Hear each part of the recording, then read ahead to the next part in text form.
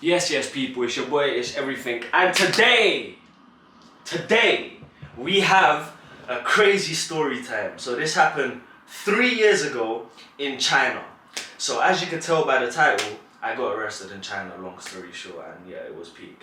But I'm gonna walk you through everything that happened and how mad the experience was. And actually how mad it was, because it was mad, bro. How can I get arrested in China? Ugh. Anyways, let me just make a coffee and I'll be back, because this story time I need a coffee. Give me, well, for you lot, it's just gonna be the next cut. Peace. Yes, people. Yes, people. Yes, people. Ish Everything's back with another video. Yes, people. Ish Everything here, back again with another video. And let me tell you the current situation. So that coffee situation was a fail because I'm out of coffee beans. Big L. But if you guys are new here, make sure you like this video, subscribe to the channel, and follow me on my socials. They'll be down there. You can see it up there as well. It will help me so much, and if you guys want me to be consistent, this stuff encourages me a lot. So please do that. Let's get straight into the story time. This is the first story time on my channel, by the way. So I've got multiple story times coming. Sips tea, because they are very juicy, but it's just not the right time for them kind of story times right now. You'll find out very soon, people. Cool, let's begin. I got arrested in China. So when I was 19 years old, there was a huge exhibition called the Canton Fair in Guangzhou. It's a city in China, and I started a business at the time selling like bikes. I was selling bikes when I was 19, so I thought, cool, let's go to China. I told my cousin, who's from America, he was already going. So I was like, you know what, I'll meet you there. The problem was, I decided this like every other trip that I go on a day before or 2 days before. Like every time I book a trip abroad, it's literally like very spontaneous. I don't really plan ahead. I need to change that, but you know. So what happened was, I booked this trip to China, not knowing that I need a visa to get into mainland China. So my destination was to Hong Kong. In Hong Kong, you don't need a visa because I think they're colonized by England or something like that. Like, you just don't need a visa to get into Hong Kong. Hong Kong is not in China. It's like a separate thingy. It's not China though. So this is what happened, people. I booked the trip to Hong Kong. Hopefully, like, basically my aim was to get a train from Hong Kong to China, to Guangzhou, which takes 2 hours. So I went to Hong Kong. I literally booked like an Airbnb from England, and I did all of this by myself when I was 19, so I was alone in it. My parents were worried, but I was like, nah mate, I'm gonna go start a business, like I'm gonna be very rich. So I was like, cool, I'm going. So I booked the trip, I booked the Airbnb, and it looked like one of the nicest apartments, and I thought, oh, this is mad cheap. I found a serious deal. I go to this place, and bro, like I was literally sleeping on someone's sofa in an apartment.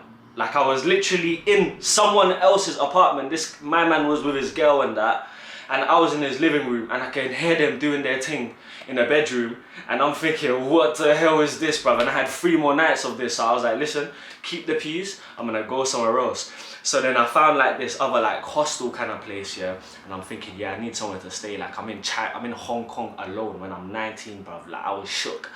So I found this place now, and it was like, I remember meeting some English people there, and they were like, oh, this place is bad and whatnot. And I was thinking, bro, like I don't really have an option right now, to be honest with you. So I go inside the room now, and it's like, it's like 3 bunk beds, bro. There's like 3 bunk beds, and there's like suitcases everywhere, and like these Chinese brothers just there. And I'm thinking, brother, I am not leaving my suitcase out in front of these man, because I don't know what they're gonna do, bro. It was proper scatty. Like, it was a tiny room with 3 bloody bunk beds. And I'm thinking, yo, what do I have to do to get a decent hotel around here? So then, long story short, I just ended up paying a stupid amount for a hotel, because I was not comfortable in sleeping in any of those places. This is not when the story begins. I'm just giving you a little background. So my next mission was to get a visa to go to Guangzhou. So I went to the visa office, and I remember my dad telling me before I left, he was like, Google the British Embassy's number in China. So if there's any issues whatsoever, you can call them up and they'll be able to help you. And when I went as well, I didn't have like the most advanced iPhone. I remember my phone broke before I left, so I put my SIM in. You know, every household has like them iPhones that haven't been used in years that barely work. I put my SIM in one of those iPhones and went to China. So I barely had a working phone. Like, it was like, it had green lines on it and shit, like it barely worked. So I remember using that phone and I'm just thinking, bro, like I am so screwed. Like if stuff goes wrong here, I am very, very screwed. So I'm just recapping so many memories, right? And I haven't told this story in years, so just bear with me, people. If you guys haven't liked already, make sure you like, comment, subscribe. Please, I need that. Please. Let me get straight into the story. So I went to the visa office now, and they said to me, they were like, I don't think you need a visa to go to Guangzhou because you're a British citizen. I don't think British citizens need a visa. And the visa was ridiculously expensive. It was like £300 or £200 or something. So I was thinking, bro, like if I can go for like, if I don't have to pay and if I can go all that way, I'm gonna do that. So I was like, cool, let me take the chance. So this is where like the whole arresting story begins. So I took a train, I paid for the train. It was like 20 yen or something. I can't even remember the currency because it was three years ago, I think, maybe even 4, I'm not too sure. But I took a train, 2-hour train to Guangzhou, and this is when the craziness happens, yeah. Honestly, I still cannot believe it till this day. So I got to Guangzhou train station, and bear in mind, in Hong Kong, everyone speaks English. They're colonized by England, I believe. So everyone there speaks fluent English, bro. Like literally every single person there speaks English. As soon as you enter mainland China, bro, no one speaks English. Khalas, like no one speaks any English at all. So I don't have no translator on me. My phone is this old, dirty, rubbish phone. It was pink as well. In fact, I probably still have it. Let me show you guys. Hold on. Bro, I found it! This is the phone I took to China. This phone, bro, it don't even work. I took the same phone to China, I swear to God. Oh my days, that is so funny. Look, I even tried to repair it. It's bloody got receipt on the back and that. It just doesn't work. This is the phone I took to China. So anyways now, I remember landing at the Guangzhou airport now. And what happened is I went through, like, there's this border security thing. So I went through the border security, they checked my passport, they asked me for a visa, and I was like, I don't need a visa because I'm a British citizen. Like, I've been told that by whoever I went to get the visa from in Hong Kong. And they were like, nah, you need a visa. So I was like, no, I don't. Like, I clearly don't. Like, so I started a tiny bit, not of an argument, but trying to, you know, play my way through, knowing that there's really no hope. And they were like, nah. So they took my passport and they put me in like this holding cell. Like, obviously, don't worry, I'm not clickbaiting this. I literally did get arrested. But they put me in this holding cell, like with bars and everything. And then there was this Turkish man there sitting next to me. And I remember, like, all I had on me was this phone. They took my passport. And I had a wallet with like loads of business cards to like call people if I needed help and stuff. And what happened was, yeah, I had my wallet on the table. Yeah, so I was speaking to this Turkish man. He was like, brother, I need help. Like, can you please use your phone to call someone, blah, blah, blah. And I felt sorry for the brother. So I was like, you know what, calm in it. Like, yeah, take my phone, use it, do whatever you need with it, whatever. So he uses my phone now and he gives it back to me, and the next train arrives to go back to Hong Kong. So they escort me to the train station, not the train station, I was already in the train station, but like to the train, and they were like, okay, cool, like give us the money for the, what's it called? The train. So I was like, calm. So I went to check my wallet I went to grab my wallet from my pocket now. There's no wallet. There's no wallet. I'm in China. They have my passport, by the way. They were literally about to give me the passport as I was to give them the money, and there's no wallet. So I'm like, oh shit, like there's no wallet. I must have left it back in this little prison thing that you left me in. So then I like we go to the place where they held me, and the wallet's not there, and the Turkish man has gone on that train. So I'm thinking, this stupid prick robbed me, and now he's gone on the train. And all these, I swear to God, wallahi, I swear, Allah is my witness. There's like 15 non-English speaking flipping police officers surrounding me in this holding cell. They're like, all they know is the word liar. They're like, liar, liar, liar. I'm like, bro, the guy took my wallet, bro. What do you want me to do, fam? Like, so they're like, liar, liar. And one person grips me like that, like one police officer. And I was like, nah, this is a mad thing. What am I gonna do? And then I remembered, like, they basically, he grips me, and then one other police officer came round like the side of me to put me in handcuffs. So I had handcuffs on, and bare police officers around me and stuff, and I was like, let me make phone call, let me make phone call, blah blah blah blah blah blah. And I didn't know who to call because no one's gonna help me, except I remember my dad told me, if anything happens, you call the British Embassy. And for you viewers out there right now, whatever country you go to, if anything ever happens, please call the British Embassy, because they're there to support you. Like, there are peoples, you get me? So I was like, let me make phone call, let me make phone call. And they're being so rough with me, like it's unreal. And then they, what's it called? I was like, no, take the handcuffs off, blah, blah, blah. They didn't allow me to like take the handcuffs off completely. Like, they took them off, but then they kind of like just held on to me, thinking I'm gonna run away when there's like 15 people there. None of them speak English, by the way.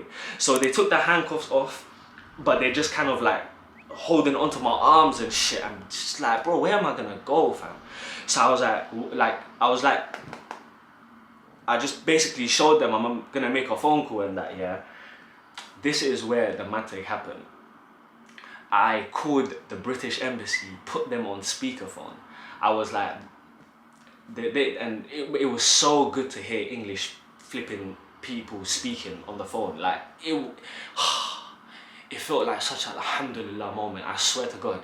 Bro, I was shook, you know. Can you imagine that situation, fam? Handcuffed in China on your ones, bro. Scary, like really scary, like.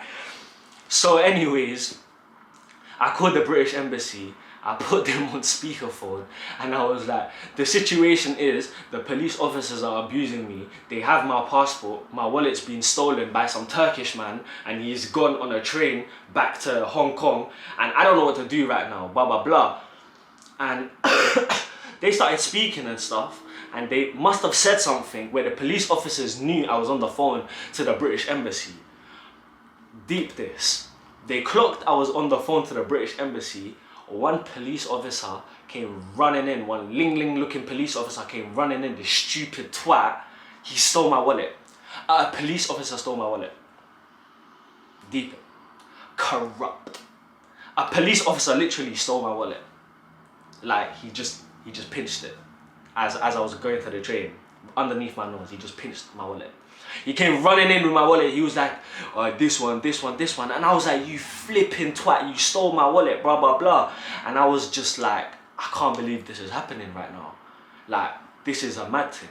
I mean, it made for a good story time, hopefully. Make sure you like this video if you agree.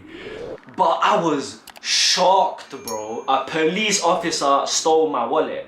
And I'm thinking, yo, this is mad. Handcuffs, bloody cell, for them to take my wallet. Subhanallah. Bro, what a mad thing. I've been through some crazy shit in my life, I'll tell you, mate. So anyways, long story short, they gave my wallet, and then the next train came, yeah, and then they were like, money, money, money, like for the train, innit? And I was like, no way am I paying you, like. I just hopped on the train and left, bro. Like, I wasn't gonna pay them after all of that. Impossible. Wallahi, I didn't pay, bro. I was like, nah, brush that, bro. I'm walking on the train. And they knew they effed up. Like, they knew. Like, the police officers were probably all in it. that's why they just allowed me not to pay, because they knew they got caught out. But yeah, British Embassy in China saved my life, I swear to God, because that's a Mazzolini, bro. So yeah, I went back to Hong Kong, actually bought a bloody expensive visa, and came back to that same train station like 2 days later, and all the same police officers were there, like just bugging me, bro. Like they knew who I was, because obviously all that drama happened and that, and I'm literally like showing them my visa, like yeah, I'm safe now, bro, like I'm good, you don't have to be aggressive anymore, kind of thing. So yeah, they let me through the borders. I met up with my cousin, who I was meant to meet up with him a long time ago, and yeah, we went to a very successful business trip. It was very good, alhamdulillah. And yeah, that was how I got arrested in China. I mean, I feel like I could have dragged the story on for a bit longer, but it wasn't really needed. I wanted to just get to the point, you know, and then close it. But yes, people, that's how I got arrested in China, mate. Bro, I've had a mad life, you know. And the story times I have for you that are coming soon, trust me, people, it's worth subscribing to the channel. I'm telling you. I would, you know how like Kermit the Frog like sips the little tea, because you know you've got some juicy little information going on there. Trust me, because this juicy, mate, I'm telling you. But yes, people, I hope you guys enjoyed that story time. It was a very crazy event. I can't believe I still have the phone that I took to China, bro. I swear to God, I just quickly checked my cupboards and it just popped up. But please like, comment what you think about this entire story. It's insane. I've been arrested in multiple countries now. I'm not proud of that one. Ooh. But comment what you think. Make sure you like this video, because every single like matters. Trust me, for the engagement and all the little statistics behind the scene, every single like matters. And make sure you share this video to a friend. And yeah, we've got some very juicy videos coming soon. Not just story times, but loads of other things. So yes, make sure you subscribe right there and follow me on my socials. It's been your boy, It's Everything. I hope you enjoyed this video. On to the next one. If you don't try it, you'll never know.